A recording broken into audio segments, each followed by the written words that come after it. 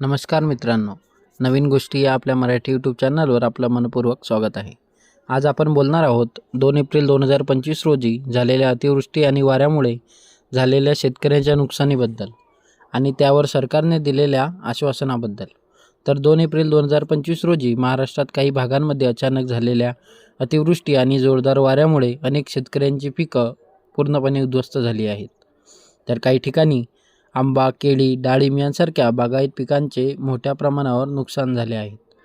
ही बाब लक्षात घेता कृषी मंत्री माणिकराव कोकाटे यांनी एक महत्त्वाची घोषणा केलेली आहे आणि घोषणा करत त्यांनी सांगितलं की सर्व नुकसानग्रस्त शेतकऱ्यांचे पंचनामे तात्काळ करण्यात यावे आणि त्यानंतर त्यांना योग्य ती नुकसान भरपाई दिली जाईल.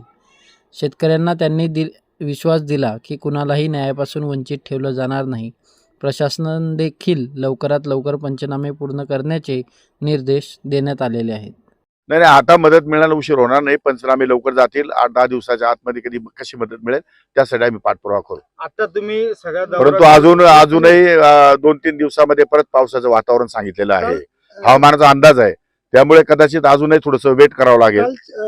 चांदवडला आपलं राहुल आहे जे आमदार आहे, त्यांनी जवळजवळ 3,000 लोक पीक विम्यापासून वंचित आहे. त्याबद्दल काय सांगा? नाही, पीक विम्यापासून वंचित असेल तर त्यांची नावं घेऊन तपासून त्यांना त्यांच्या पीक विमा त्यांना कसा मिळेल त्या संदर्भात शासन कारवाई करेल. बिजोटे परिसरामध्ये तिथल्या शेतकऱ्यांनी मला सांगितलं की दरवर्षी त्यांना नेहमी अतिवृष्टीला आणि तुमच्या गारपीटला आणि वादळाला सामोरं जावं लागतं. म्हणजे त्यांच्या पाचवीलाच पुजलेलं आहे. अशा प्रकारचं ते वातावरण दरवर्षी त्यांचं खराब होतं आणि मोठ्या हजारो हेक्टरचे या ठिकाणी नुकसान होते. आज मी कांद्याचे नुकसान पाहिली. काही कांदे तर एकदम छोटे आहेत, ते काढणं पण शक्य नाही आणि जे काढणीला आलेले आहेत तेही सडण्याच्या मार्गावर आहे. त्यांनाही मार्केट फारसं मिळणार नाही. त्यामुळे चालून जरी काढले तरी त्याचा काही उपयोग होणार नाही. एवढे नुकसान तर त्यांचं झालेलंच आहे. आणि मी डाळिंबाचे फुलं पण या ठिकाणी बघितले. त्यांच्यावरही अतिवृष्टीमुळे किंवा गारपीटमुळे त्यांच्या जी काही फुलं आहेत त्या फुलांवरती जखमा झालेल्या आहेत आणि ते डेव्हलप होऊ शकणार नाही. शिवाय त्या फांद्या ज्या आहेत, फांद्या पण काही ठिकाणी डिस्टर्ब झालेल्या आहेत किंवा जखमी झालेल्या आहेत. त्याच्यातून अन्ननलिका जात असते. अन्न जे फळांना पाहिजे ते अन्न त्या फांद्यांमार्फत जातं. ते अन्नही त्याच्यापर्यंत व्यवस्थित पोहोचणार नाही. त्यामुळे यावर्षी त्यांना काय माल घेता येणार नाही.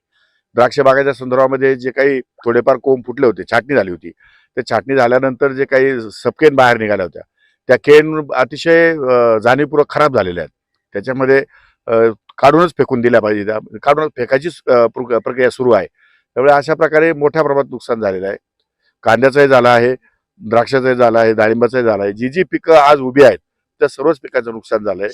या संदर्भामध्ये मान्य जिल्हाधिकारी आणि कृषी अधिकारी पंचनामे करतात. पंचनामे करून हा सगळा प्रस्ताव कॅबिनेटवर जाईल आणि शासन यातून काही ना काहीतरी शेतकऱ्यांना 100% मदत करेल. तुम्ही बघा, नैसर्गिक आपत्तीमध्ये इथले आमदार बोरसे साहेब, मी, आमचे माझे सहकारी यतीन पाटील, आम्ही सर्वजण प्रयत्न करणार आहोत आणि केंद्र सरकार, राज्य सरकार यांनी ठरवलेले जे काही निकष आहेत त्या निकषाच्या आधारे काही मदत शेतकऱ्यांना करता येते. परंतु मदत किती नुकसान, कोणाचं किती नुकसान झालेलं आहे त्यावर सर्व अवलंबून आहे. 100% नुकसान झालं असेल तर त्या शेतकऱ्याला बऱ्यापैकी चांगली मदत केली गेली पाहिजे. थोडं नुकसान झालं, 30% नुकसान असेल तर मग ते नॉन फॉर्मनी केलं तरी चालेल. असं काही त्यामध्ये करता येतं का हे सगळं तपासून पाहू आणि निर्णय घेऊ. त्याला काय, कांदा जसा मार्केटमध्ये पुरवठा आणि मागणी या गोष्टीमध्ये तफावत निर्माण झाल्यामुळे 20% निर्यात शुल्क कमी करावं अशी शेतकऱ्यांची गेल्या अनेक दिवसापासूनची मागणी होती. राज्य सरकारच्या मुख्यमंत्र्यांनी, उपमुख्यमंत्र्यांनी, मी, पणन मंत्र्यांनी, आम्ही सर्वांनी केंद्र सरकारकडे पाठपुरावा केला आणि ही 20% या ठिकाणी जी काही निर्यात शुल्क आहे ते तात्काळ कमी करण्यासंदर्भात विनंती केली आणि त्यामध्ये माननीय पंतप्रधान, त्याचप्रमाणे वाणिज्य मंत्री, त्याचप्रमाणे कृषी मंत्री यांनी तात्काळ पुढाकार घेऊन ते काही निर्यात शुल्क आहे ते 0% केलेलं आहे.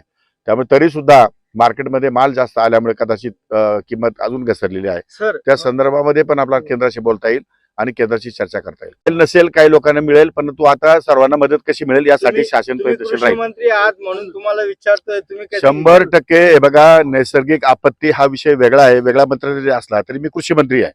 मला कृषी मंत्री या नात्यानं शेतकऱ्यांना आधार देणं, त्यांना या ठिकाणी धीर देणं ही माझी नैतिक जबाबदारी आहे. ती जबाबदारी समजून या ठिकाणी मी आलोय. त्यामुळे शासनाकडून काही ना काहीतरी मदत त्यांना निश्चितपणे मिळेल. तो आता प्रश्न असा आहे, फटका बसतोय आणि ह्या भागात प्रामुख्याने फळबागा जास्त आहेत, द्राक्ष असेल, डाळिंब असेल, त्याच्या आच्छादनासाठी काही अनुदान वगैरे देण्याचं काही प्रस्ताव आहे? आता अनुदानाचे प्रस्ताव ऑलरेडी आहे, त्याच्यात वाढ करावी असं शेतकऱ्यांची मागणी आहे, तर त्या संदर्भात वाढ केली जाईल. त्या संदर्भामध्ये क्रॉप कव्हरच्या संदर्भामध्ये गांभीर्यपूर्वक विचार केला जाईल. शेतकरी बांधवांनो, जर तुमच्या शेतात सुद्धा नुकसान झालं असेल तर तात्काळ आपल्या स्थानिक अधिकाऱ्यांशी संपर्क साधा आणि पंचनाम्यासाठी अर्ज करा. अशाच प्रकारच्या महत्त्वाच्या अपडेट्ससाठी आमच्या नवीन चॅनल या मराठी यूट्यूब चॅनलला सबस्क्राईब करा आणि व्हिडिओला लाईक शेअर करायला विसरू नका. पुन्हा भेटू एका नव्या माहितीसह. धन्यवाद.